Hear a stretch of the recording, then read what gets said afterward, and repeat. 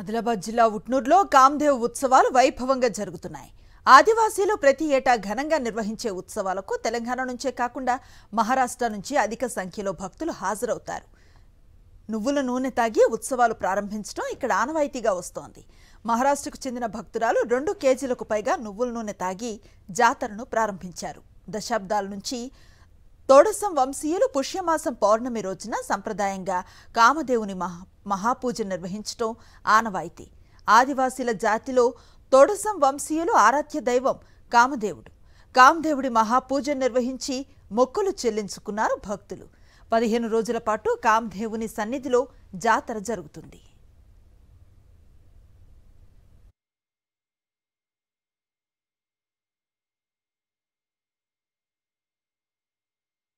తొడసం వంశస్థుల పుణ్యక్షేత్రం శ్రీ శ్రీ శ్రీ కామదేవ్ దేవస్థానం యందు పుష్యమాసం పూర్ణిమ రోజున మహాపూజ కార్యక్రమం జరగడం జరిగింది. ఈ పూజ కార్యక్రమంలో వివిధ రాష్ట్రాల నుంచి తొడసం వంశస్థులతో పాటు వేలాది భక్తులు వచ్చి ఈ పూజ కార్యక్రమంలో పాల్గొని తమ యొక్క కోరికలను మొక్కి వెళ్ళడం జరిగింది.